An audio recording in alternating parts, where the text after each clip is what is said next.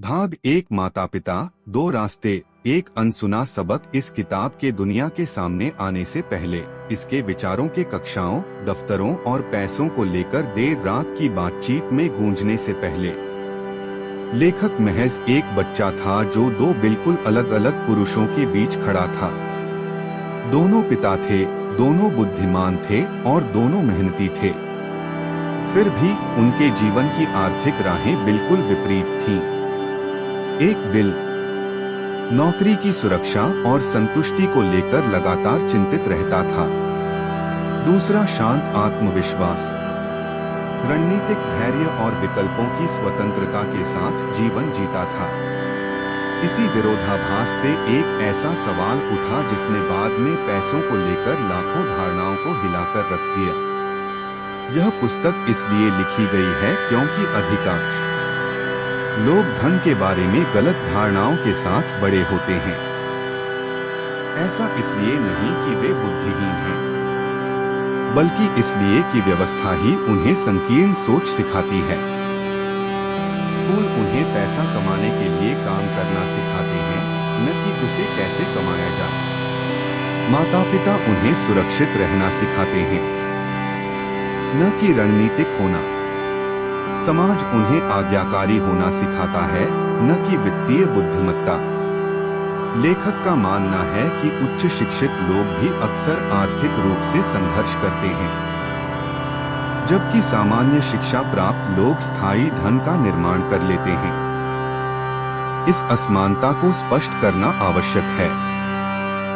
कहानी की शुरुआत बचपन से होती है, न कि किसी बोर्डरूम या स्टॉक एक्सचेंज से। लेखक अपने विचारों को प्रभावित करने वाली दो आवाजों को प्रस्तुत करते हैं।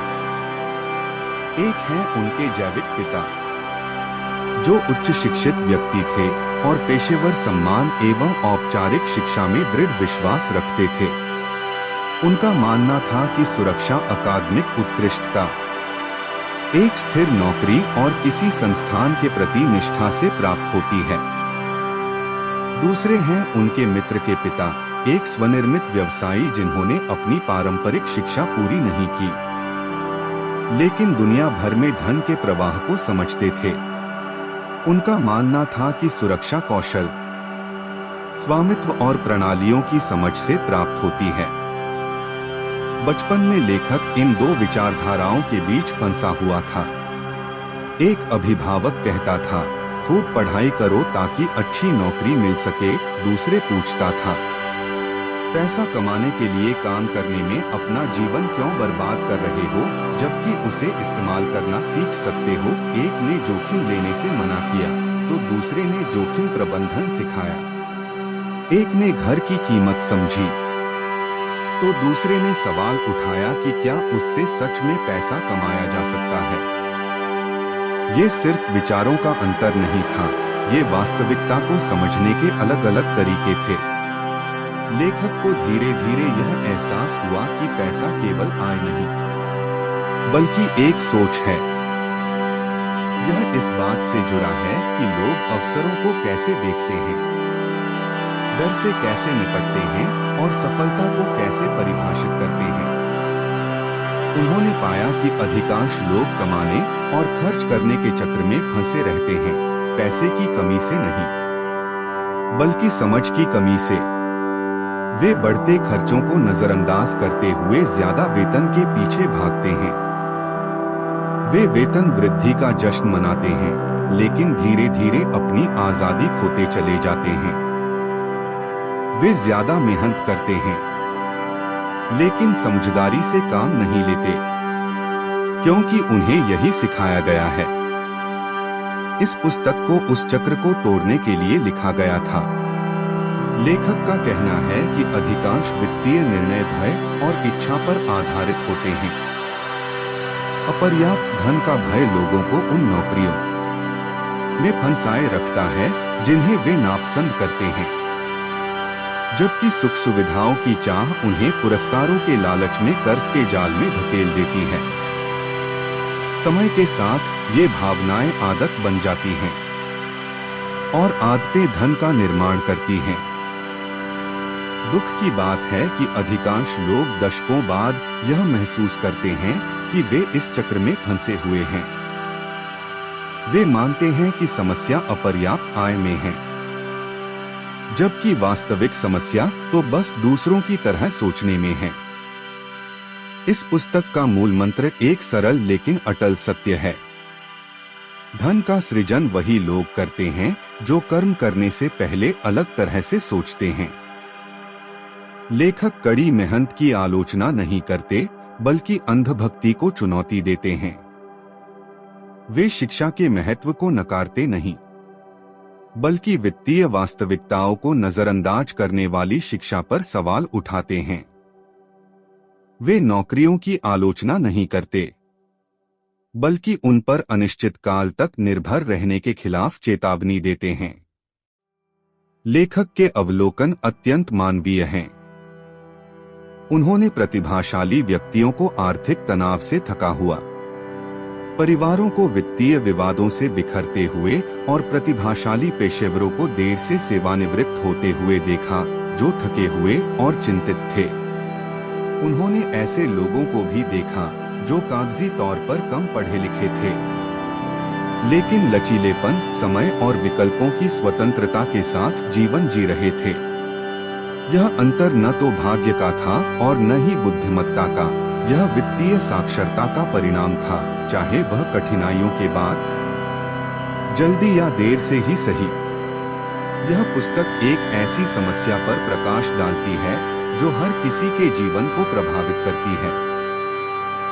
मेहनत और परिणाम के बीच का अंतर। कुछ लोग जीवन भर कड़ी मेहनत करने के बावजूद संघर्ष क्यों करते हैं, जबकि अन्य लोग शुरुआत से ही इस संघर्ष से मुक्त प्रतीत होते हैं। उच्च आय अक्सर आराम से अधिक तनाव क्यों लाती है? लोग पैसे के बारे में बात करने से क्यों डरते हैं, जबकि यह उनके दैनिक जीवन को नियंत्रित करता है। लेखक रातों रात धनवान बनने का वादा नहीं करते, बल्कि स्पष्टता का वादा करते हैं। वे श्रोताओं को नई मान्यताओं को अपनाने से पहले कुछ पुरानी मान्यताओं को छोड़ने के लिए आमंत्रित करते हैं। वे उनसे उन कथनों पर सवाल उठाने को कहते हैं जो तर्कसंगत प्रतीत होते हैं, लेकिन वास्तव में विकास में बाधा डालते हैं। वे उन्हें यह समझने के लिए प्रोत्साहित करते हैं कि भाषा किस प्रकार वास्तविकता को आकार देती है और कैसे मैं इसे वहन नहीं कर सकता जैसे वाक्यांश सोच को सीमित कर देते हैं, जबकि बेहतर प्रश्न नए क्षितिज खोलते हैं। यह किताब सिर्फ पैसों के बारे में नहीं है, यह स्वतंत्रता, चुनाव, जिम्मेदारी और एक ऐसी दुनिया में स्वतंत्र रूप से सोचने के साहस के बारे में है जो अनुरूपता को पुरस्कृत करती है। माता पिता सभी के लिए उपलब्ध दो रास्ते दर्शाते हैं, एक जो सुरक्षित प्रतीत होता है लेकिन निर्भरता की ओर ले जाता है, और दूसरा जो असुविधाजनक प्रतीत होता है लेकिन नियंत्रण की ओर ले जाता है। इस यात्रा की शुरुआत में श्रोता से तुरंत किसी एक पक्ष को चुनने के लिए नहीं कहा जाता, बल्कि केवल अवलोकन करने, सुनने और यह समझने के लिए कहा जाता है कि अब तक उनके निर्णयों को कौन सी आवाजें प्रभावित कर रही हैं। क्योंकि एक बार जागरूकता शुरू हो जाए तो परिवर्तन अपरिहार्य हो जाता है। एक बार जब आप पैसे के लिए काम करने और पैसे के काम करने के तरीके को सीखने के बीच का अंतर समझ जाएंगे, तो आप दुनिया को फिर कभी उसी नजरिए से नहीं देखेंगे। भाग 2 पैसे और लोगों को नियंत्रित करने वाले छिपे हुए नियम। जैसे जैसे कहानी आगे बढ़ती है, लेखक बचपन की यादों से दूर हटकर वित्तीय जीवन को नियंत्रित करने वाली छिपी हुई संरचनाओं को उजागर करना शुरू कर देता है। यहाँ पुस्तक अब माता पिता की कहानी नहीं रह जाती, बल्कि पाठक की मान्यताओं को प्रतिबिंबित करने वाला एक दर्पण बन जाती है। लेखक यह स्पष्ट करता है कि पैसा अपने आप में जटिल नहीं है, बल्कि जटिलता लोगों के इससे जुड़े भावनात्मक और मानसिक लगाव में निहित है। बचपन से ही अधिकांश लोगों को एक सरल समीकरण सिखाया जाता है, स्कूल जाओ, अच्छे अंक लाओ, एक स्थिर नौकरी पाओ, कड़ी मेहनत करो, थोड़ा थोड़ा बचाओ और उम्मीद रखो कि सब कुछ ठीक हो जाएगा। यह समीकरण इतनी बार दोहराया जाता है कि यह लगभग लुप्त हो जाता है। लोग इस पर सवाल उठाना बंद कर देते हैं और इसे परम सत्य मान लेते हैं। लेकिन लेखक बताते हैं कि यह समीकरण एक अलग युग के लिए बनाया गया था, जहां पेंशन की गारंटी थी, नौकरियां दशकों तक चलती थीं और महंगाई चुपचाप बचत को खत्म नहीं करती थी। दुनिया बदल गई है, लेकिन मानसिकता नहीं बदली है। यह लेख पैसे के लिए काम करने और पैसे को अपने लिए काम करवाने के बीच के अंतर पर केंद्रित है। लेखक के अनुसार अधिकांश लोग अपना जीवन पैसे के अनुसार जीते हैं। जब उन्हें खतरा महसूस होता है तो वे और अधिक मेहनत करते हैं। जब उनकी कमाई बढ़ती है तो वे अधिक खर्च करते हैं। जब खर्चे बढ़ते हैं तो वे अधिक वेतन पाने के लिए प्रयासरत रहते हैं। यह चक्र प्रगति का भ्रम पैदा करता है क्योंकि निर्भरता धीरे धीरे बढ़ती जाती है। लेखक इस प्रक्रिया को अंतहीन दौड़ कहते हैं क्योंकि स्वतंत्रता स्थिर रहने के बावजूद प्रयास बढ़ता रहता है। वे समझाते हैं कि डर ही पहला जाल है। बिल न चुका पाने का डर, असफलता उजागर होने का डर, गलतियां करने का डर। यह डर लोगों को सुरक्षित दिखने में जिम्मेदार लगने वाले फैसलों की ओर धकेल देता है, जो अंततः उनकी तरक्की को सीमित कर देते हैं। एक बार डर हावी हो जाए तो इच्छा हावी हो जाती है। आराम, रुतबे और पुरस्कारों की चाहत लोगों को कर्ज लेने के लिए प्रेरित करती है। घर वित्तीय संपत्ति के बजाय सफलता के प्रतीक बन जाते हैं।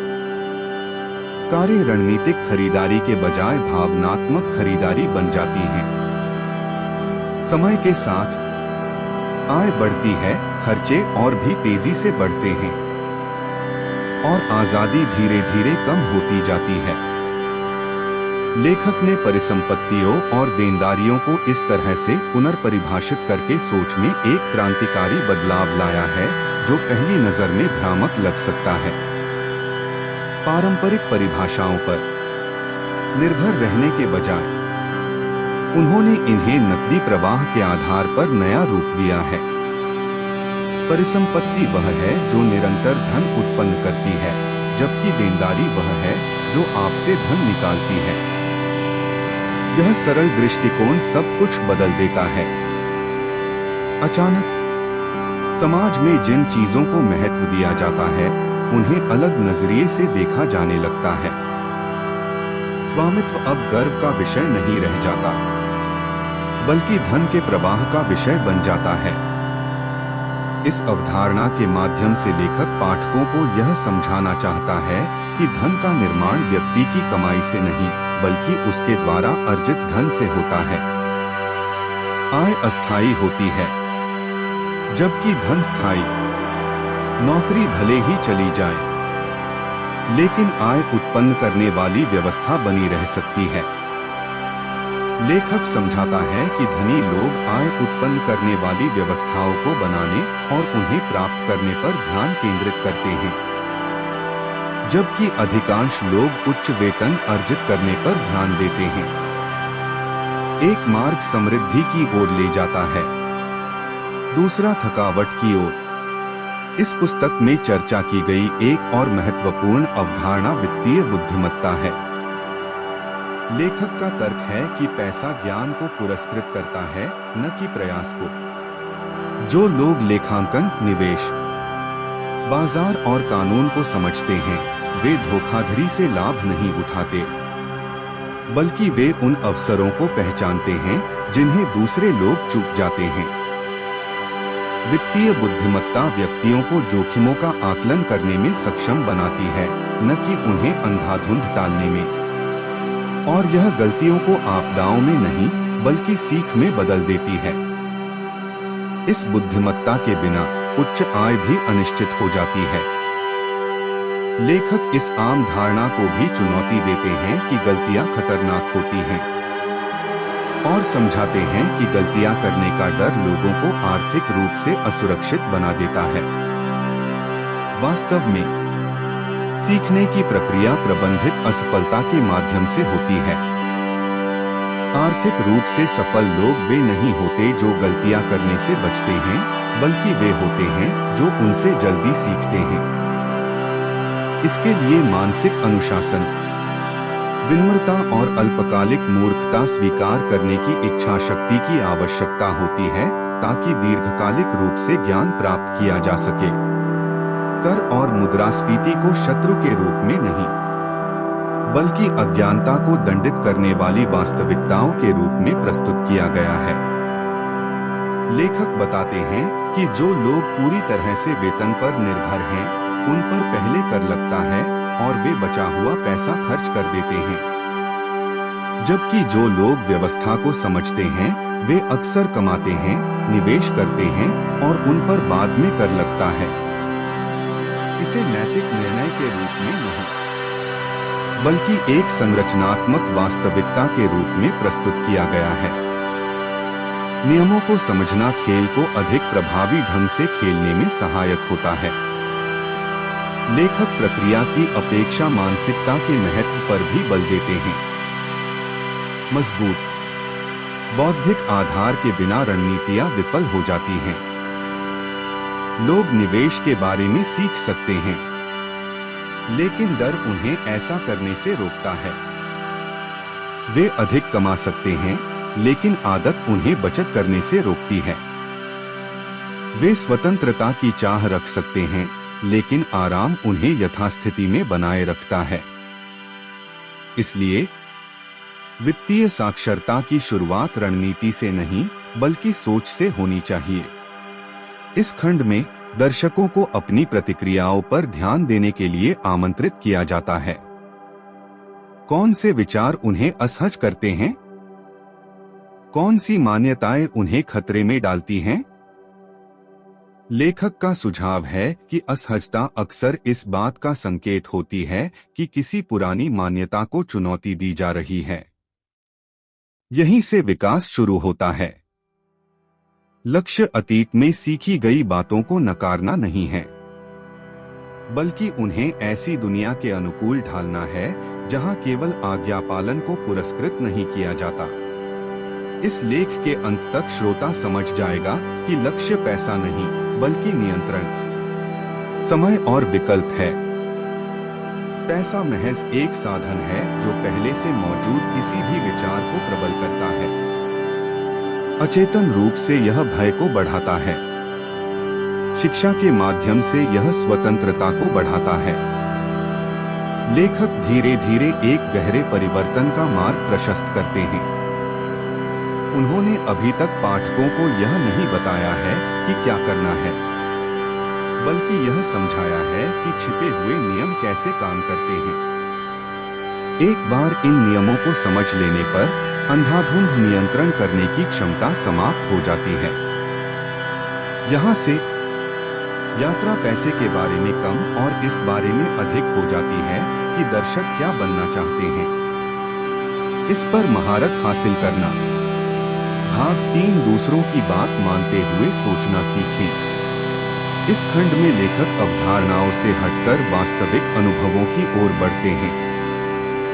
वे केवल सिद्धांत ही नहीं देते, बल्कि उन क्षणों से शुरुआत करते हैं जब भ्रम, जिज्ञासा और बेचैनी धीरे धीरे समझ में परिवर्तित हो जाती है। यह खंड उन आदतों को छोड़ने पर चर्चा करता है जो देखने में सुरक्षित लगती हैं, लेकिन वास्तव में लोगों को पीछे खींचती हैं, और ऐसे तरीकों से सोचना सीखने पर चर्चा करता है जो शुरू में जोखिम भरे लगते हैं, लेकिन अंततः स्वतंत्रता की ओर ले जाते हैं। लेखक अपने बचपन की यादों में खो जाते हैं। उन सरल वास्तविक जीवन की स्थितियों के बारे में सोचते हैं जहां पैसा अब कोई अमूर्त अवधारणा नहीं रह गया था। बचपन में उन्हें हिसाब किताब, निवेश या धन दौलत जैसी बातें समझ नहीं आती थी, लेकिन वे भावनाओं को समझते थे। वे जानते थे कि पैसे की बात सुनकर बड़ों की क्या प्रतिक्रिया होती है। एक पिता उत्साहित और गंभीर हो जाते थे, तो दूसरे जिज्ञासु और योजना बनाने में मशगूल। एक पिता इस विषय से बचते थे, जबकि दूसरे इसे एक पहेली की तरह सुलझाते थे।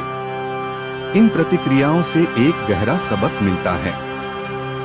पैसा दौलत पैदा करने से पहले चरित्र को उजागर करता है।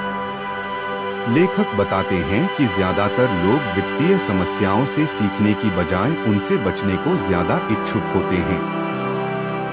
जब वे उलझन या असहजता महसूस करते हैं, तो वे पीछे हट जाते हैं। वे कहते हैं कि पैसा बहुत पेचीदा है, निवेश बहुत जोखिम भरा है और व्यापार किसी और का काम नहीं है। यह बचाव उन्हें सुरक्षित महसूस कराता है, लेकिन धीरे धीरे निर्भरता को बढ़ावा देता है। लेखक समझाते हैं कि उलझन को सहन करने की क्षमता बिना भागे एक व्यक्ति द्वारा हासिल किए जा सकने वाले सबसे दुर्लभ और मूल्यवान कौशलों में से एक है। वह अपने शुरुआती कामकाजी अनुभवों की कहानी सुनाते हैं, जहां पैसा कमाना पहले तो रोमांचक लगता था, फिर थका देने वाला।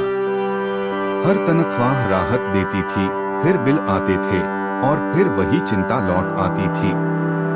यह चक्र एक कड़वी सच्चाई को उजागर करता है, केवल मेहनत से कमाया गया पैसा जल्दी ही खत्म हो जाता है, लेकिन अनुभव से सीखे गए सबक हमेशा के लिए रह जाते हैं।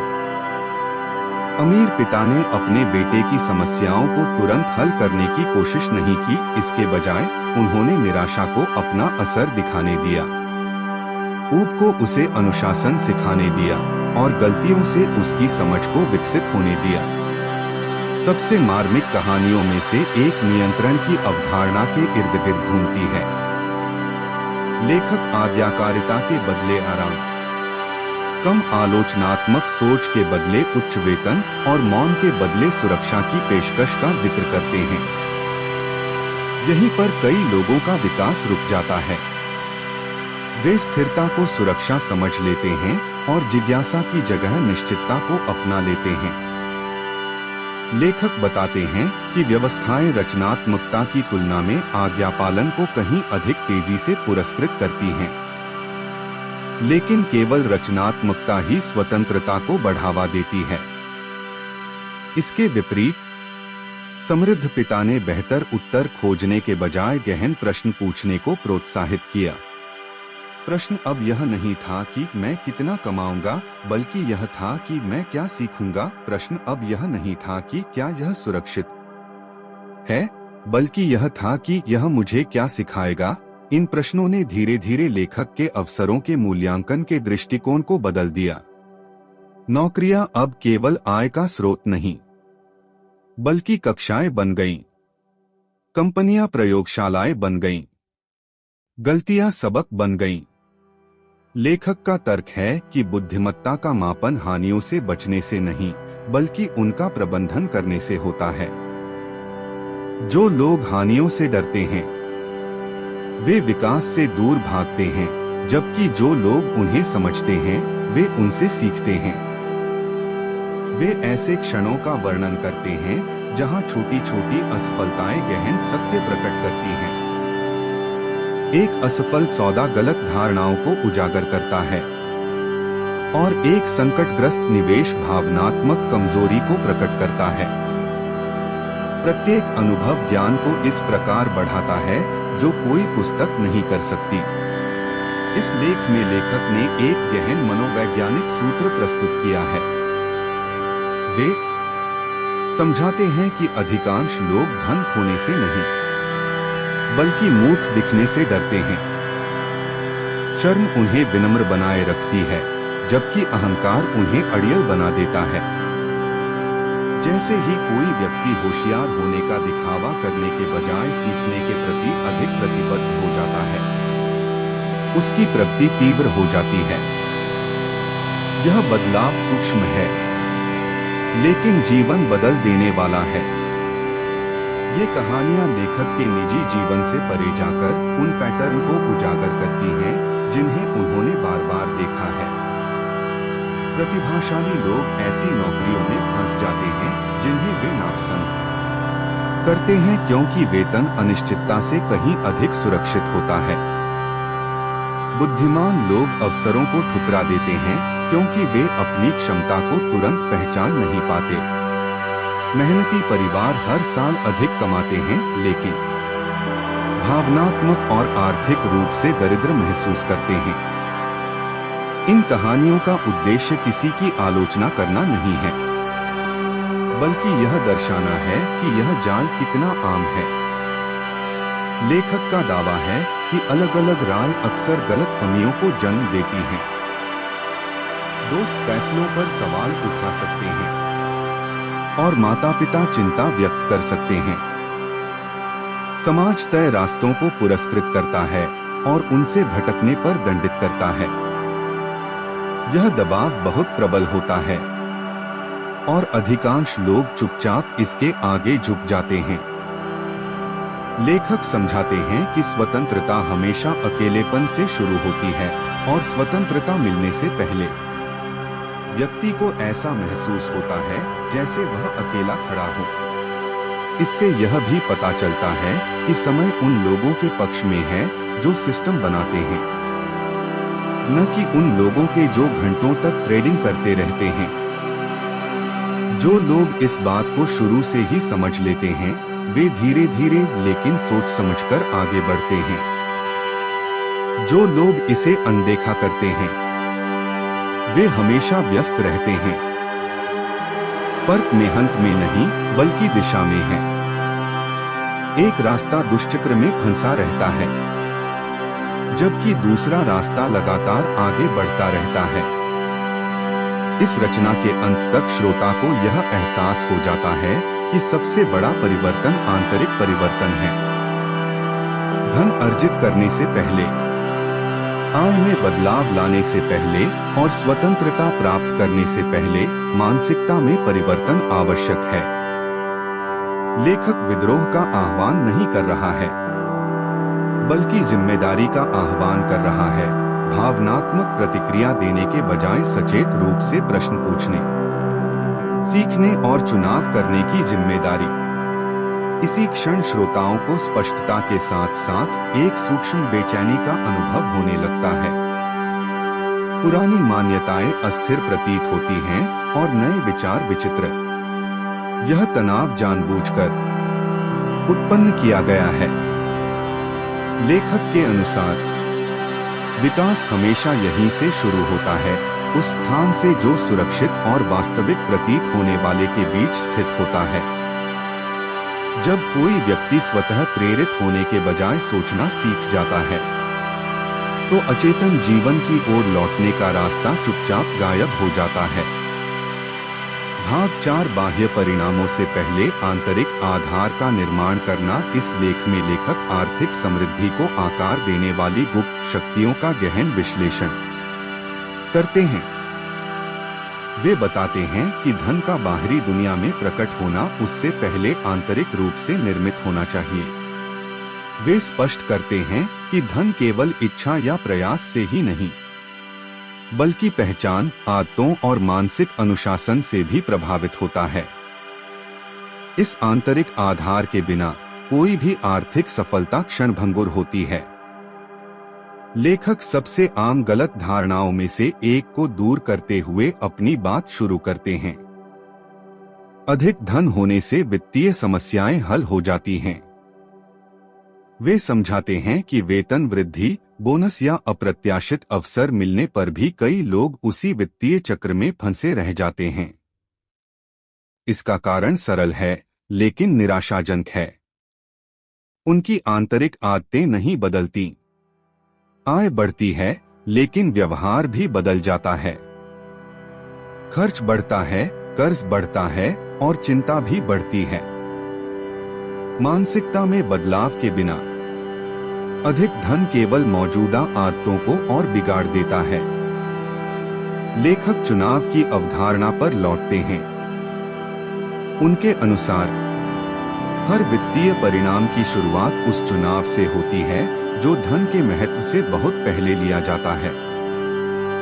सीखने से बचना, विकास की बजाय आराम की तलाश करना, अपने व्यवहार की जांच करने के बजाय परिस्थितियों को दोष देना। ये चुनाव भले ही उस समय छोटे लगें, लेकिन समय के साथ ये व्यक्ति के पूरे जीवन को आकार देते हैं। इस अर्थ में धन कोई क्षणिक घटना नहीं है, बल्कि एक ऐसा मार्ग है जिसे बार बार चुना जाता है। लेखक बताते हैं कि भावनात्मक प्रतिक्रियाएं किस प्रकार स्थिर प्रगति में बाधा बन सकती हैं। भय से संकोच उत्पन्न होता है, लालच से अधीरता, उत्साह से लापरवाही और ऊर्जा से उदासीनता। अधिकांश लोग अनजाने में ही इन भावनाओं से नियंत्रित होते हैं। वे सोचते हैं कि वे तर्कसंगत निर्णय ले रहे हैं, लेकिन वास्तव में वे अपने भीतर की बेचैनी की भावना पर प्रतिक्रिया कर रहे होते हैं। लेखक समझाते हैं कि वित्तीय बुद्धिमत्ता मूलतः धन के संदर्भ में लागू की गई भावनात्मक बुद्धिमत्ता है। वह ऐसे लोगों की कहानियां सुनाते हैं जिन्हें पता था कि क्या करना है, लेकिन वे उसे करने के लिए खुद को तैयार नहीं कर पाए। उन्हें निवेश की समझ थी, लेकिन नुकसान का डर था। उन्हें बजट की समझ थी, लेकिन अनुशासन से दूर भागते थे। उन्हें अवसर की समझ थी, लेकिन निश्चितता का इंतजार करते रहे। लेखक समझाते हैं कि केवल स्पष्टता ही पर्याप्त नहीं है। आत्मविश्वास पैदा होने से पहले कार्रवाई करने का साहस आवश्यक है। आत्मविश्वास कार्रवाई का कारण नहीं, बल्कि उसका परिणाम है।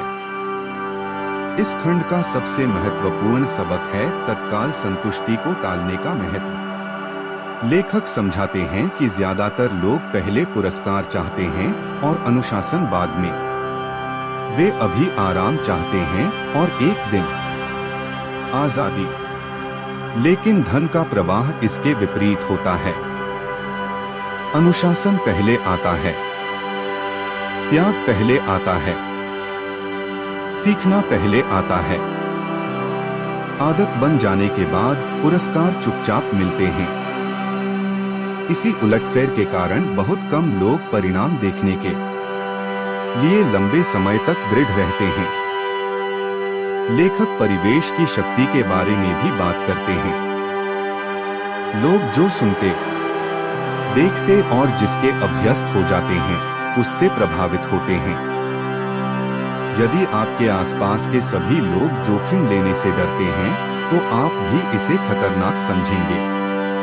यदि आपके आसपास के सभी लोग उपभोग को महत्व देते हैं, तो आप बचत को लेकर सीमित महसूस करेंगे।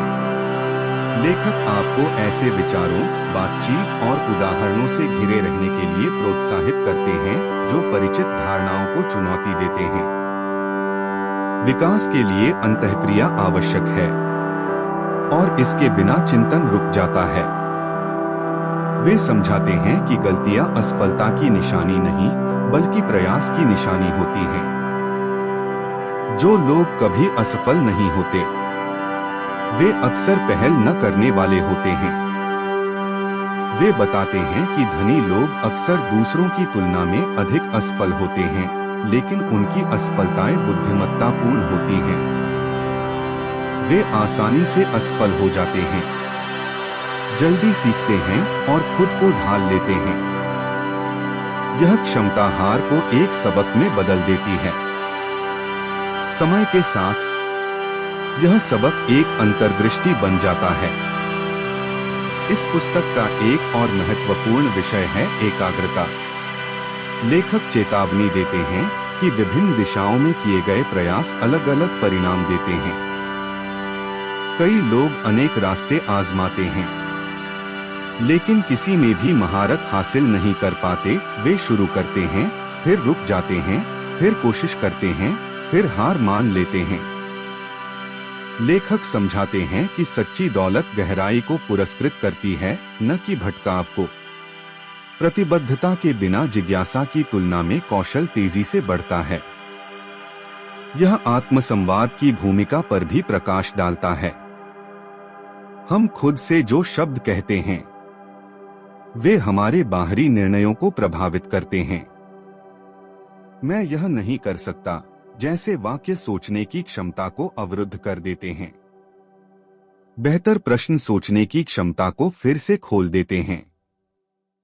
जब मन को बहाने बनाने के बजाय समाधान खोजने के लिए प्रशिक्षित किया जाता है तो अवसर उन जगहों पर भी दिखाई देने लगते हैं जहां वे पहले नहीं थे।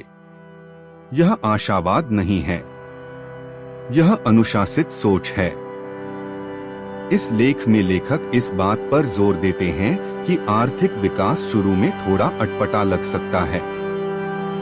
पुरानी आदतें छोड़नी पड़ेंगी, पुरानी बातचीत बेमानी लगने लगेगी और पुरानी पहचान धीरे धीरे धुंधली पड़ने लगेगी।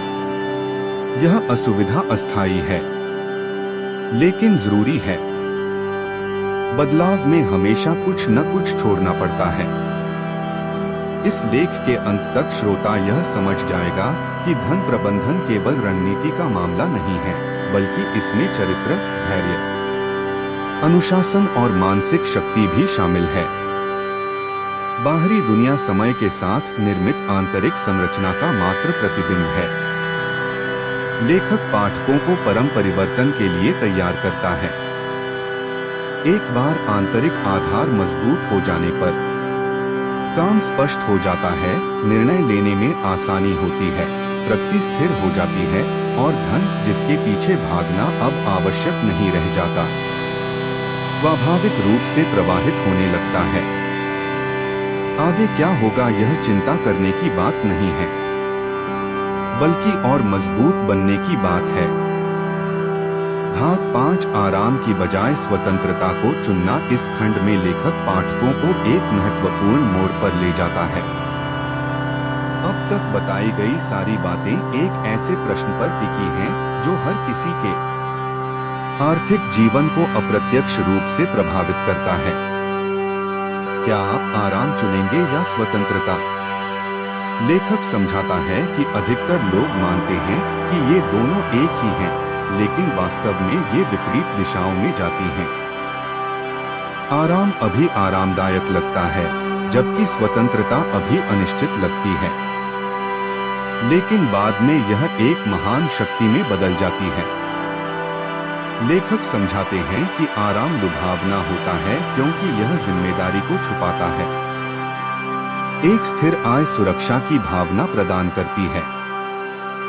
एक नियमित दिनचर्या परिपक्वता का संकेत देती है और जोखिम से बचना बुद्धिमानी प्रतीत होता है। लेकिन इस स्पष्ट स्थिरता के पीछे निर्भरता छिपी होती है। जब आय पूरी तरह से समय, प्रयास और दूसरों की स्वीकृति पर निर्भर करती है तो स्वतंत्रता कमजोर हो जाती है। कहीं और लिया गया एक निर्णय वर्षों की मेहनत को बर्बाद कर सकता है। लेखक पाठकों को यह समझाना चाहते हैं कि सच्ची सुरक्षा जोखिम से बचने से नहीं, बल्कि निर्भरता को कम करने से आती है। लेखक स्वामित्व की अवधारणा पर फिर से विचार करते हैं।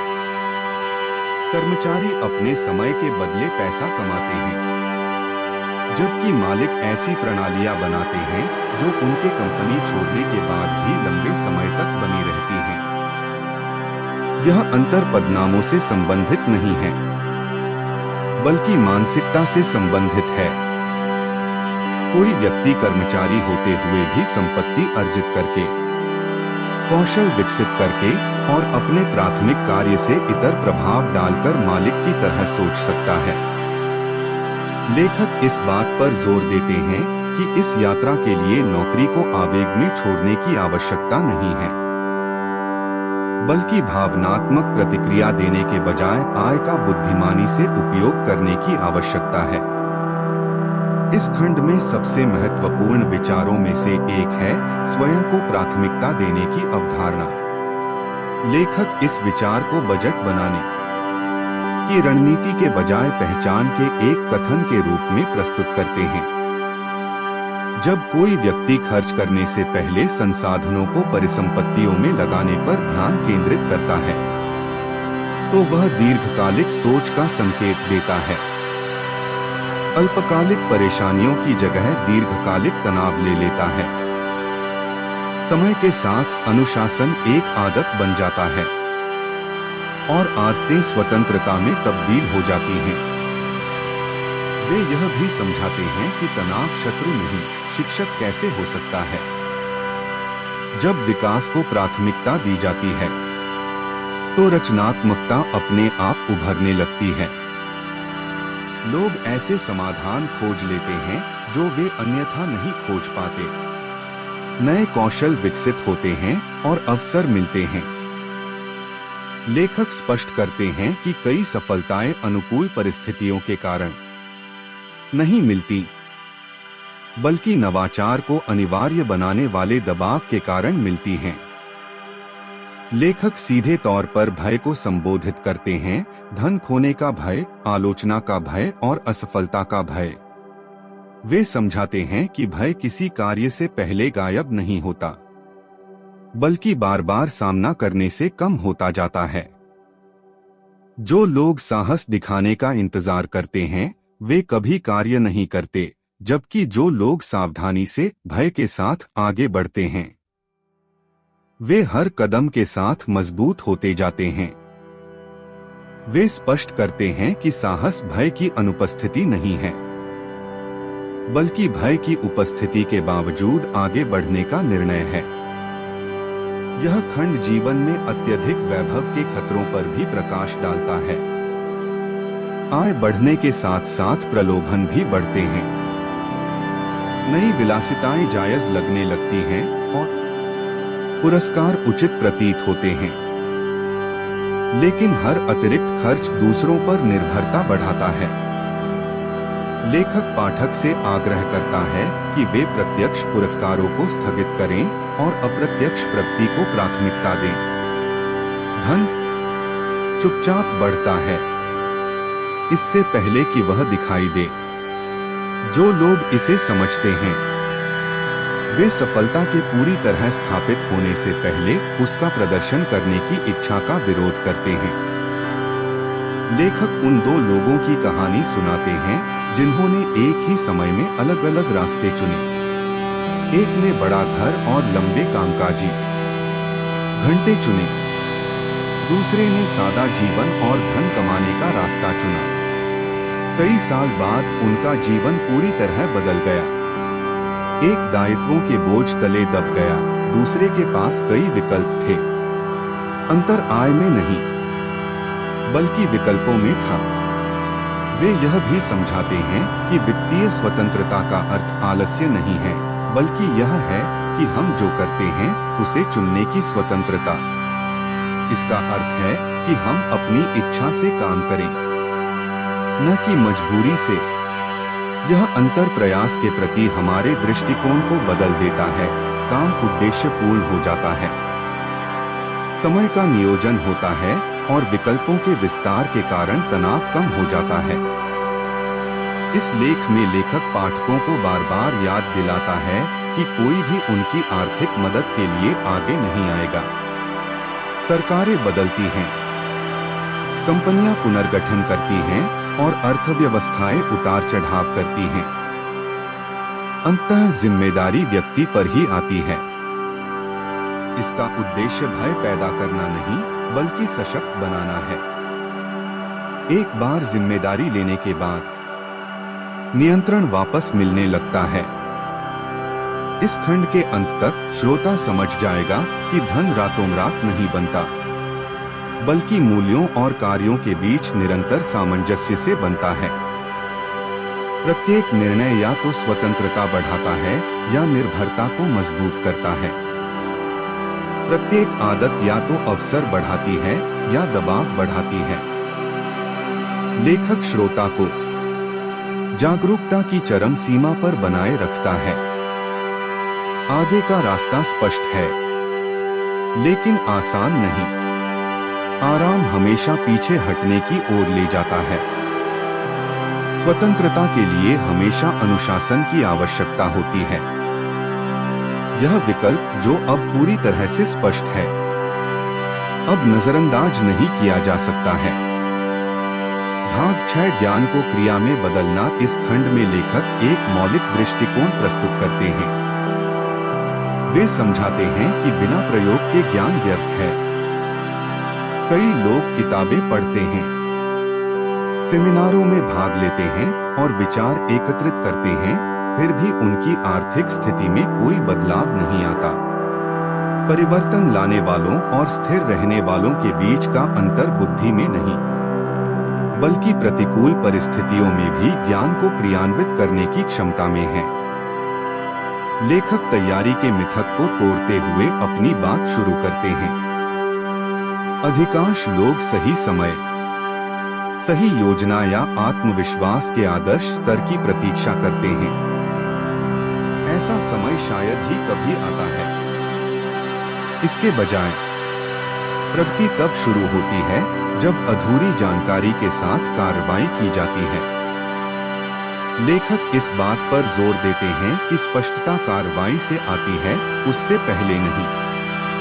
जो लोग कार्रवाई करते हैं वे सीखते हैं, जबकि जो लोग प्रतीक्षा करते हैं वे सैद्धांतिक ही रह जाते हैं। वे समझाते हैं कि बड़े लक्ष्यों से ज्यादा महत्वपूर्ण छोटे छोटे कार्य होते हैं।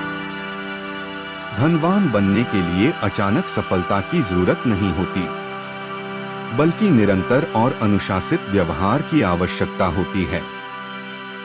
वित्तीय विवरण पढ़ना, नकदी प्रवाह पर नजर रखना, बेहतर प्रश्न पूछना और अवसरों की खोज करना आपको भले ही मामूली लगे, लेकिन समय के साथ ये आपकी सोच को बदल देते हैं। मन में पैटर्न दिखने लगते हैं, अवसर स्पष्ट हो जाते हैं और आत्मविश्वास स्वाभाविक रूप से बढ़ता है। लेखक इस बात पर भी जोर देते हैं कि पूरी तरह सक्षम महसूस करने से पहले ही शुरुआत करना कितना जरूरी है। वे ऐसे लोगों के उदाहरण देते हैं जिन्होंने पूरी तरह तैयार महसूस किए बिना ही निवेश करना या व्यवसाय खड़ा करना शुरू कर दिया, लेकिन वे सीखते रहने के लिए प्रतिबद्ध थे। गलतियां होना लाजमी था, लेकिन उनसे पार पाया जा सकता था। हर गलती से उनका ज्ञान बढ़ा और हर सुधार से उनकी सहनशीलता में वृद्धि हुई। लेखक समझाते हैं कि कौशल केवल तैयारी से ही नहीं, बल्कि व्यावहारिक अनुभव से भी विकसित होते हैं। इस खंड में एक और महत्वपूर्ण अवधारणा जवाबदेही की है। लेखक बताते हैं कि व्यक्तिगत जिम्मेदारी विकास को गति देती है, जबकि बाजार, नियोक्ता या परिस्थितियों को दोष देने से इसमें देरी होती है। जब कोई व्यक्ति परिणामों की जिम्मेदारी लेता है, तो वह समाधानों की जिम्मेदारी भी लेता है। यह बदलाव समस्याओं को बाधाओं के बजाय चुनौतियों में बदल देता है। लेखक अनेक आय के रास्ते बनाने से पहले अनेक सीखने के रास्ते बनाने का विचार भी प्रस्तुत करते हैं। वे समझाते हैं कि आय कौशल से आती है, कौशल जिज्ञासा से आता है और जिज्ञासा विनम्रता से आती है। जो लोग यह मान लेते हैं कि उन्हें पर्याप्त ज्ञान है, उनका विकास रुक जाता है, जबकि जो लोग निरंतर सीखते रहते हैं वे अधिक तेजी से अनुकूलन करते हैं। लेखक आजीवन सीखने को प्रोत्साहित करते हैं, न कि एक शौक के रूप में, बल्कि बदलते संसार में जीवित रहने के लिए एक आवश्यक कौशल के रूप में। इस खंड में भय फिर से प्रकट होता है, लेकिन एक नए रूप में। स्पष्ट गलतियां करने का भय, छोटे छोटे कदम उठाने का भय, आलोचना का भय। लेखक समझाते हैं कि अहंकार अक्सर सावधानी के पीछे छिपा रहता है। लोग अपनी पहचान बचाने के लिए कार्रवाई करने से बचते हैं। इस लत से छुटकारा पाने से शक्ति मिलती है। प्रगति के लिए आत्मविश्वास से पहले विनम्रता आवश्यक है। लेखक गति के बारे में भी चर्चा करते हैं। एक बार काम शुरू हो जाने पर जैसे जैसे गति बढ़ती है, डर कम होता जाता है। हर छोटी सफलता प्रमाण को मजबूत करती है और हर सीखा हुआ सबक अनिश्चितता को कम करता है। समय के साथ जो कभी जोखिम भरा माना जाता था, वह नियमित हो जाता है। इस तरह आंतरिक विकास संचित होता है और बाहरी रूप से प्रकट होता है। वे इस बात पर जोर देते हैं कि काम में लापरवाही नहीं, बल्कि सोच समझकर कदम उठाना, नियमों को सीखना, विचारों को परखना, जोखिम का प्रबंधन करना, छोटे स्तर से शुरुआत करके धीरे धीरे विस्तार करना शामिल है। वे स्पष्ट करते हैं कि लक्ष्य गलतियों से बचना नहीं, बल्कि विनाशकारी गलतियों से बचना है। समझदारी से काम करने में साहस और सावधानी का संतुलन जरूरी है। इस खंड के अंत में लेखक पाठकों को याद दिलाता है कि परिवर्तन अक्सर दूसरों को तुरंत दिखाई नहीं देता। शुरुआती चरण शांत लग सकते हैं, प्रगति धीमी हो सकती है और कुछ लोग संशय भी महसूस कर सकते हैं। यह पूरी तरह से सामान्य है। लेखक समझाते हैं कि अधिकांश लोग इस चरण में हार मान लेते हैं क्योंकि परिणाम अभी स्पष्ट नहीं होते। लेकिन जो लोग धैर्यपूर्वक प्रयास करते रहते हैं, वे एक ऐसे मुकाम पर पहुंच जाते हैं जहां से प्रयास की तीव्रता बढ़ने लगती है। इस खंड के अंत तक श्रोतागण समझ जाएंगे कि विचार जीवन नहीं बदलते, निर्णय बदलते हैं। निरंतर दोहराव से कर्म पहचान को नया आकार देते हैं। लेखक अब श्रोतागण से सहमति नहीं, बल्कि सहभागिता की अपेक्षा करता है, क्योंकि ज्ञान जब अप्रयुक्त छोड़ दिया जाता है तो वह आराम का एक और रूप बन जाता है। दर्शक पहले से ही जानते हैं कि आराम स्वतंत्रता का शत्रु है। एपिसोड 7 दुनिया को अमीरों की तरह पढ़ना सीखो। इस लेख में लेखक पाठकों को समझाते हैं कि कैसे धारणा स्वयं एक वित्तीय संपत्ति बन जाती है। वे स्पष्ट करते हैं कि धन केवल प्रयास और मेहनत से ही नहीं आता, बल्कि दूसरों की अनदेखी को देखने से भी आता है। दो व्यक्ति एक ही स्थान पर खड़े होकर एक ही स्थिति का अवलोकन कर सकते हैं और फिर भी पूरी तरह से अलग निष्कर्ष पर पहुंच सकते हैं। अंतर केवल इस बात में है कि वे जो देखते हैं उसकी व्याख्या कैसे करते हैं। लेखक बताते हैं कि अधिकांश लोग दुनिया को उपभोक्तावादी नजरिए से देखते हैं। वे मूल्य देखते हैं, न कि लागत। वे लाभ देखते हैं, न कि लागत, और वे अवसर देखते हैं, न कि जोखिम।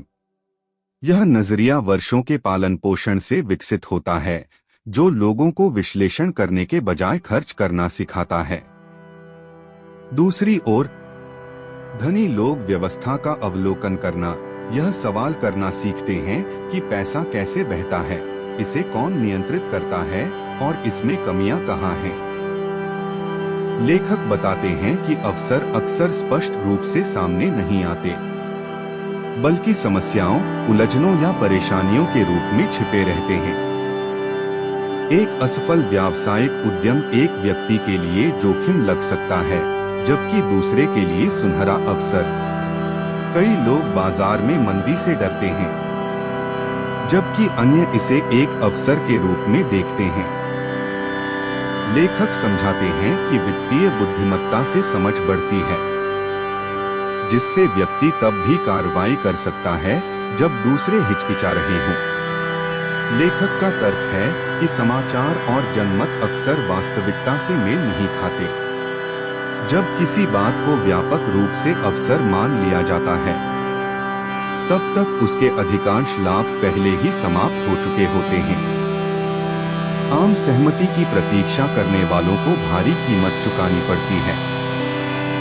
स्वतंत्र रूप से सोचना सीखने वाले लोग तुरंत कार्रवाई करते हैं। इसके लिए भविष्यवाणी की नहीं, बल्कि केवल अवलोकन और तैयारी की आवश्यकता होती है। वे संख्याओं को समझने के महत्व पर भी बल देते हैं, उनसे डरने की नहीं। वित्तीय जानकारी कोई बाधा नहीं, बल्कि एक मार्गदर्शक है जो व्यवहार को उजागर करती है। धन के स्रोतों, अपव्यय के क्षेत्रों और अप्रयुक्त क्षमता को दर्शाती है। लेखक समझाते हैं कि जो लोग संख्याओं से बचते हैं, वे उन लोगों को नियंत्रण सौंप देते हैं जो उन्हें समझते हैं। महारत की शुरुआत उन्हें समझने से होती है। यह पुस्तक धैर्य के विषय पर भी प्रकाश डालती है। लेखक समझाते हैं कि धन उन्हीं को मिलता है जो बिना सोचे समझे प्रतीक्षा कर सकते हैं। कई अवसरों को परिपक्व होने में समय लगता है, और जो लोग जल्दबाजी करते हैं वे अक्सर या तो बहुत जल्दी छोड़ देते हैं या बहुत देर से पहुंचते हैं।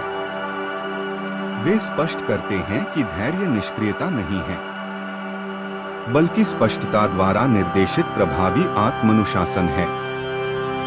लेखक आर्थिक चक्रों की भूमिका पर भी चर्चा करते हैं। अर्थव्यवस्था कुछ निश्चित पैटर्न का अनुसरण करती है। बाजार ऊपर नीचे होते हैं और उद्योग फलते फूलते हैं। जो लोग इन चक्रों को समझते हैं, वे मंदी के दौरान घबराते नहीं हैं और तेजी के दौरान जश्न नहीं मनाते, बल्कि वे अनुकूलन करते हैं, तैयारी करते हैं और खुद को परिवर्तन के प्रति सक्रिय रूप से तैयार करते हैं, न कि केवल प्रतिक्रियाशील होने के लिए। वे ऐसे व्यक्तियों के उदाहरण देते हैं जिन्होंने उन पैटर्न को पहचानना सीख लिया जिन्हें दूसरे लोग अनदेखा कर देते थे। एक ने उपभोक्ता व्यवहार में हो रहे बदलावों को सुर्खियों में आने से बहुत पहले ही भांप लिया था। दूसरे ने स्थानीय बाजार में उन कमियों को देखा जिन्हें दूसरे लोग सामान्य मानते थे।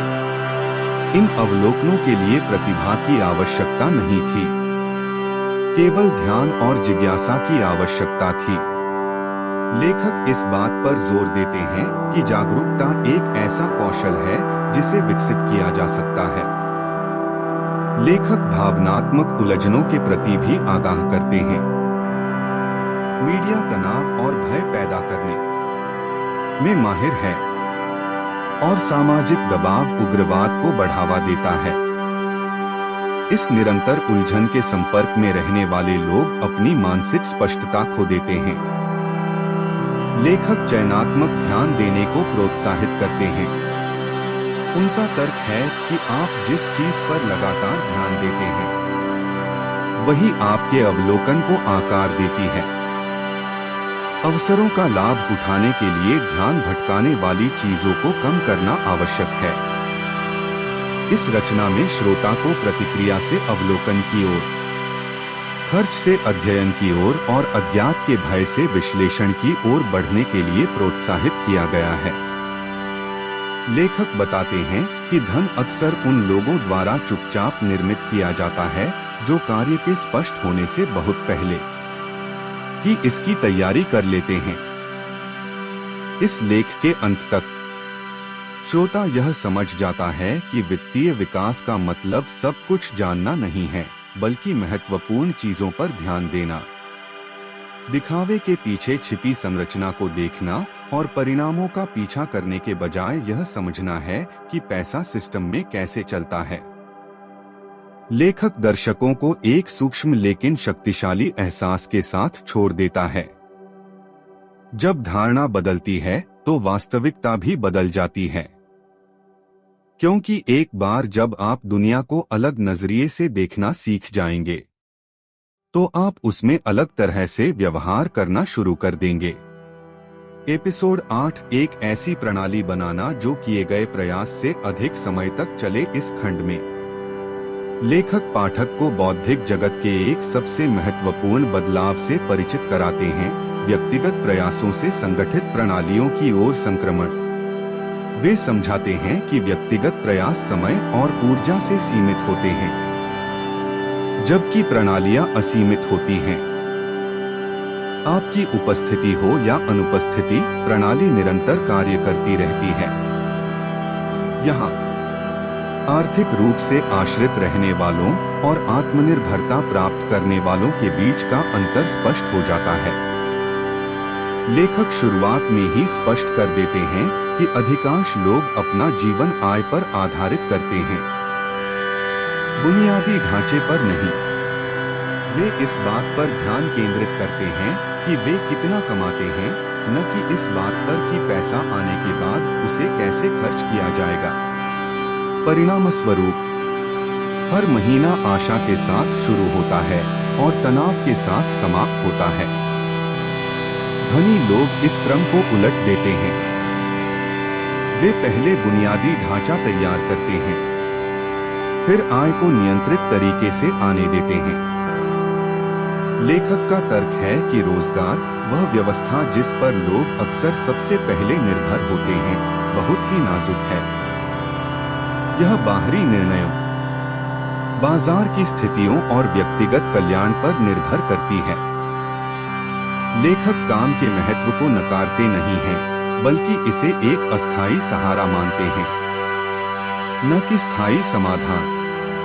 वे समझाते हैं कि सच्ची स्थिरता किसी ऐसी व्यवस्था के स्वामित्व या नियंत्रण से आती है जो स्वतंत्र रूप से मूल्य सृजित करती है।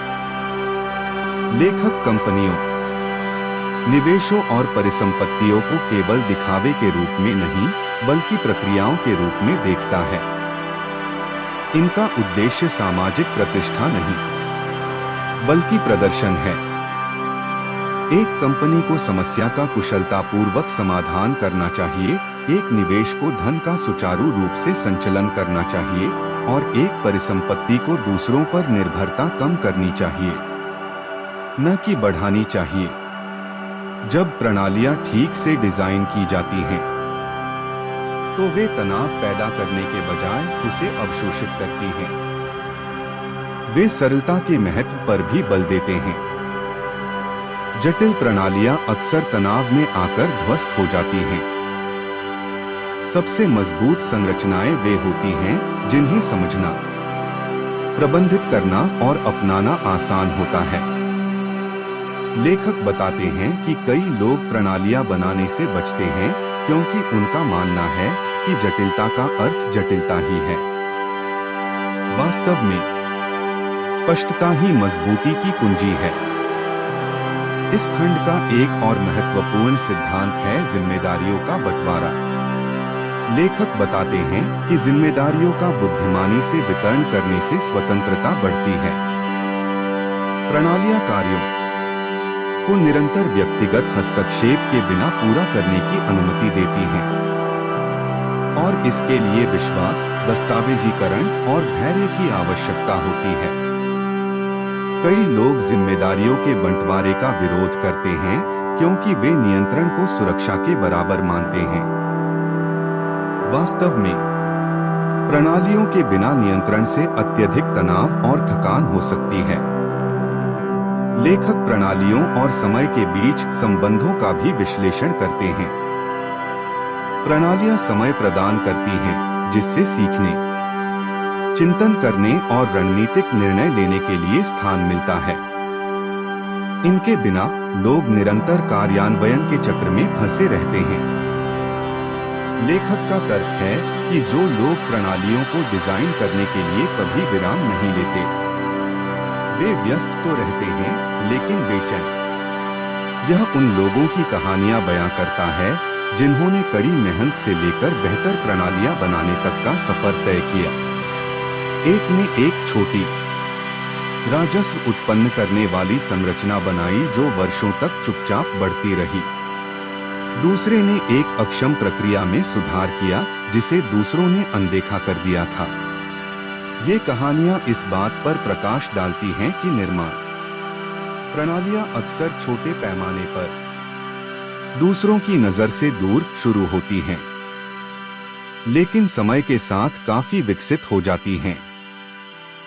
लेखक यह चेतावनी भी देते हैं कि प्रणालियां अपने रचनाकारों के मूल्यों को दर्शाती हैं। खराब ढंग से डिजाइन की गई प्रणालियां बुरी आदतों को बढ़ावा देती हैं, जबकि अच्छी तरह से डिजाइन की गई प्रणालियां अनुशासन बढ़ाती हैं। इसीलिए मानसिकता अत्यंत महत्वपूर्ण है। प्रणालियां आलोचनात्मक सोच का स्थान नहीं लेती, बल्कि उसे और मजबूत करती हैं। इस खंड में दर्शकों को अलग अलग प्रश्न पूछने के लिए प्रोत्साहित किया जाता है। राजस्व बढ़ाने के बजाय उनसे यह पूछा जाता है कि ऐसा कुछ कैसे बनाया जाए जिससे नियमित राजस्व प्राप्त हो। समय बचाने के बजाय उनसे यह पूछा जाता है कि ऐसी प्रक्रियाएं कैसे तैयार की जाएं जिनसे व्यर्थ के प्रयासों को समाप्त किया जा सके। ये प्रश्न केवल अस्तित्व बनाए रखने के बजाय रणनीतिक योजना पर केंद्रित होते हैं। इस लेख के अंत तक श्रोता यह समझ जाएगा कि स्वतंत्रता काम से भागने से नहीं, बल्कि उसे पुनर्परिभाषित करने से प्राप्त होती है। प्रणालियां काम को प्रेरक शक्ति में बदल देती हैं, प्रयास को न्यायसंगत बनाती हैं और अन्य चीजों पर ध्यान केंद्रित करते हुए भी निरंतर विकास के अवसर प्रदान करती हैं। लेखक दर्शकों को एक मौन चुनौती देता है, अपनी सफलता को इस आधार पर मापना बंद करें कि आप कितनी मेहनत करते हैं, बल्कि इसके बजाय इस आधार पर मापना शुरू करें कि आपकी प्रणालियां कितनी अच्छी तरह काम करती हैं। क्योंकि जब आप इसे पूरा कर लेंगे तो प्रयास भी समाप्त हो जाएगा। सिस्टम ऐसा नहीं करते। एपिसोड 9 भय से नियंत्रित हुए बिना जोखिम प्रबंधन में महारत हासिल करें। इस लेख में लेखक वित्तीय व्यवहार को प्रभावित करने वाली एक गहन शक्ति भय पर चर्चा करते हैं। भय कोई तात्कालिक प्रतिक्रिया नहीं है, बल्कि एक सूक्ष्म दीर्घकालिक प्रभाव है जो चुपचाप निर्णयों को निर्देशित करता है। वे बताते हैं कि अधिकांश लोग मानते हैं कि वे जोखिम से बच रहे हैं, जबकि वास्तविकता में वे अपरिचित जोखिमों की तुलना में परिचित जोखिमों को ही चुन रहे होते हैं। यह गलत धारणा उन्हें उन सुरक्षित प्रतीत होने वाले पैटर्न में फंसाए रखती है जो अक्सर लंबे समय में अधिक खतरनाक साबित होते हैं। लेखक जोखिम की नई परिभाषा देकर शुरुआत करते हैं। जोखिम अनिश्चितता नहीं, बल्कि अज्ञानता है। जब लोग यह नहीं समझते कि वे क्या कर रहे हैं, तो दिखने में सुरक्षित लगने वाले विकल्प भी खतरनाक हो जाते हैं। जब वे प्रणालियों, संख्याओं और संभावनाओं को समझते हैं, तो अनिश्चित रास्ते भी उनके लिए सुगम हो जाते हैं। वे समझाते हैं कि धनी लोग जोखिम से बचते नहीं हैं, वे इसका अध्ययन करते हैं, इसका आकलन करते हैं और उसी के अनुसार योजना बनाते हैं। वह बताते हैं कि कैसे समाज लोगों को प्रत्यक्ष नुकसान से डरना और अप्रत्यक्ष नुकसान को अनदेखा करना सिखाता है। निवेश में पैसा खोना दर्दनाक और सार्वजनिक होता है, जबकि निष्क्रियता के कारण अवसरों को खोना चुपचाप और छिपा हुआ होता है। दशकों बाद होने वाले नुकसान अक्सर कहीं अधिक होते हैं। लेखक का तर्क है कि समय सबसे खतरनाक लेकिन कम आंका जाने वाला जोखिम है।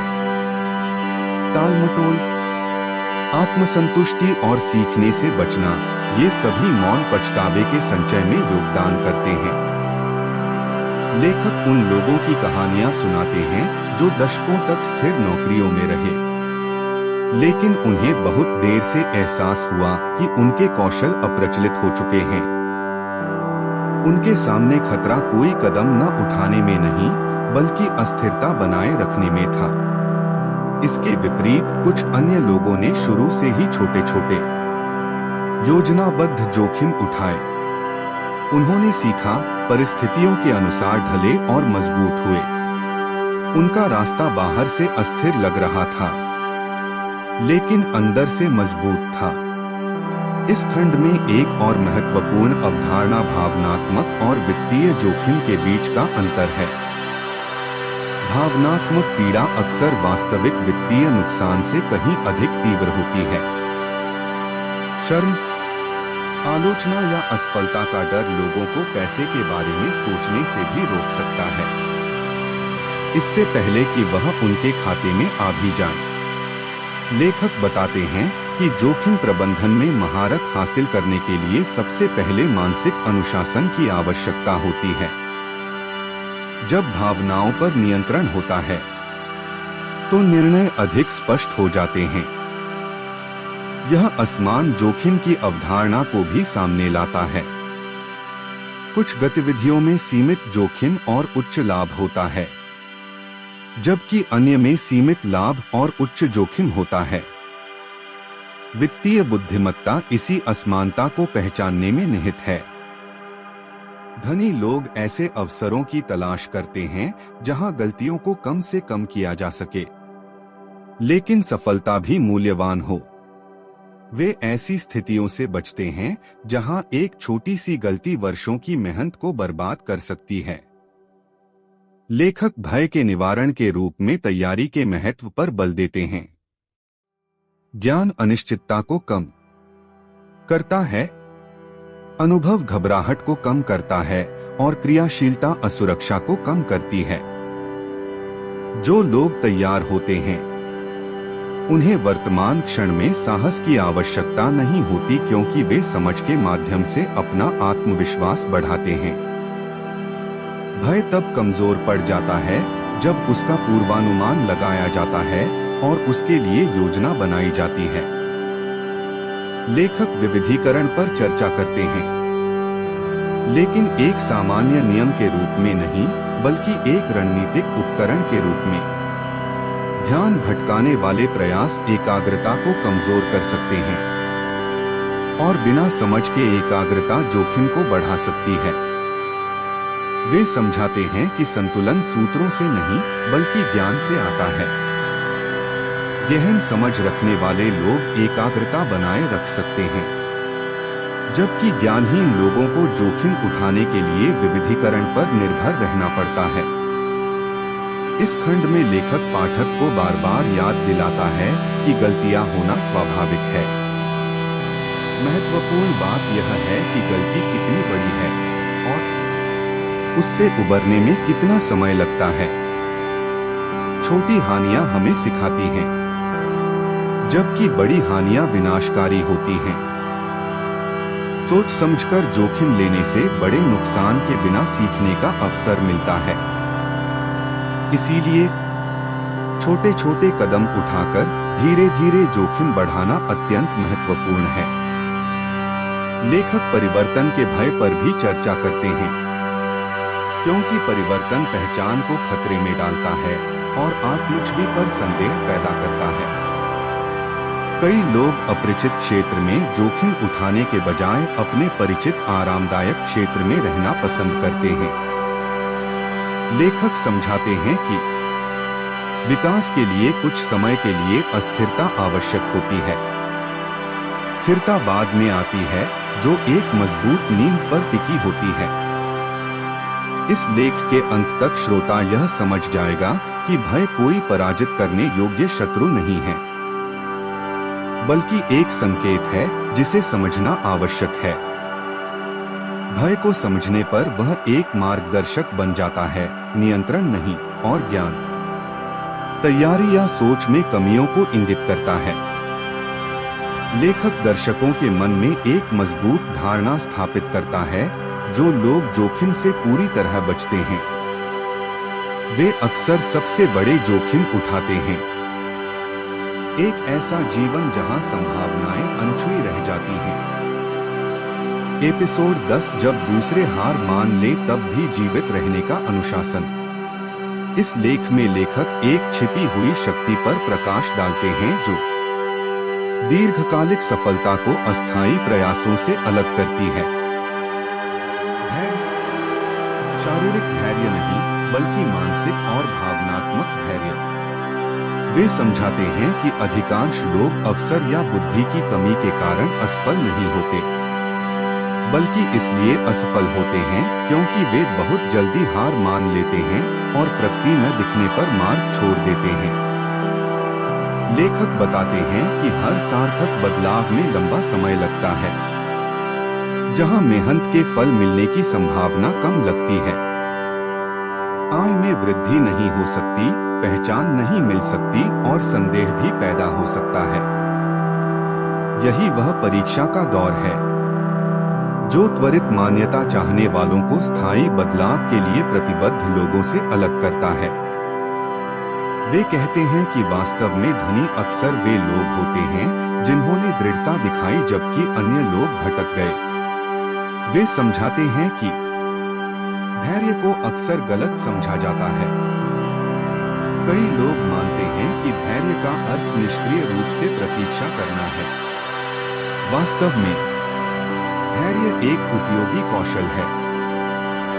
यह भावनात्मक आवेगों से मुक्त होकर सीखने, विकसित होने और निरंतरता बनाए रखने की क्षमता है। जो लोग जल्दबाजी में निर्णय लेते हैं वे अक्सर भय या उत्तेजना के क्षणों में महीनों की प्रगति को बर्बाद कर देते हैं। लेखक उन लोगों की कहानी सुनाते हैं जिन्होंने धीरे धीरे लगभग गुप्त रूप से अपनी संपत्ति बनाई। वर्षों तक ऐसा लगा मानो कुछ हुआ ही न हो। फिर अचानक गति उत्पन्न हुई। बाहर से देखने पर यह भाग्य का चमत्कार लगता था, लेकिन अंदर से यह निरंतर बचत का परिणाम था। लेखक इस बात पर जोर देते हैं कि यह बचत तभी स्पष्ट होती है जब यह साफ तौर पर दिखाई देती है। लेखक उद्यमी बनने के साथ आने वाली मनोवैज्ञानिक चुनौतियों का भी विश्लेषण करते हैं। जो लोग पहली बार उद्यमिता के क्षेत्र में कदम रखते हैं उन्हें अनिश्चितता, पहचान की कमी और अक्सर संदेह या उपेक्षा का सामना करना पड़ता है। लेखक का तर्क है कि उद्यमिता एकाकीपन का कारण बन सकती है, जबकि पीछे हटना महंगा पड़ सकता है। अनिश्चितता को स्वीकार करने वाले लोग सम्मान प्राप्त करते हैं, जबकि निश्चितता की प्रतीक्षा करने वालों को भारी कीमत चुकानी पड़ती है। इस खंड में एक अन्य विषय पर चर्चा की गई है, अत्यधिक भावनाओं का नियंत्रण। लेखक बताते हैं कि अनुशासन के लिए मानसिक तटस्थता आवश्यक है।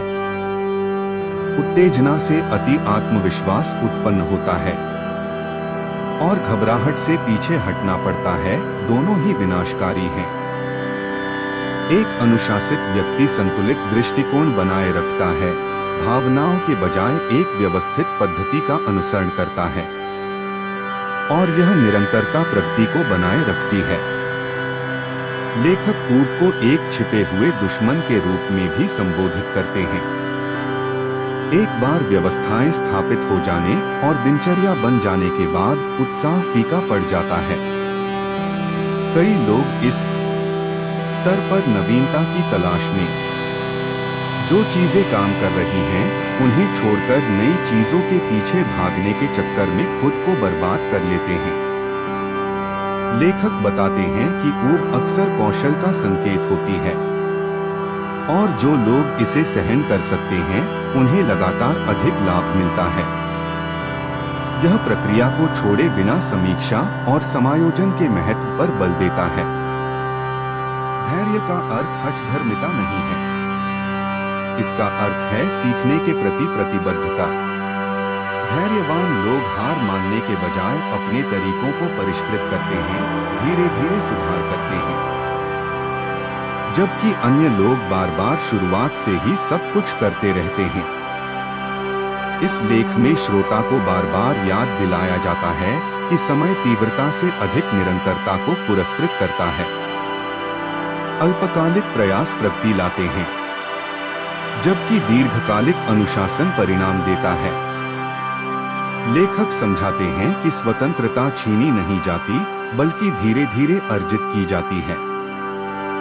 इस रचना के अंत तक श्रोता को यह एहसास हो जाता है कि सफलता अक्सर धैर्यवान, शांत और धीमी गति से चलने वालों को ही मिलती है, जबकि अन्य लोग गति के पीछे भागते हैं। गति के प्रति जुनूनी इस दुनिया में दृढ़ता एक प्रतिस्पर्धी लाभ बन जाती है।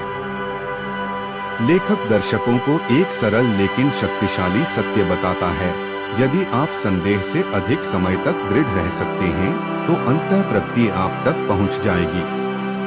और जब वह ऐसा करता है तो वह शायद ही कभी अनुमति मांगता है।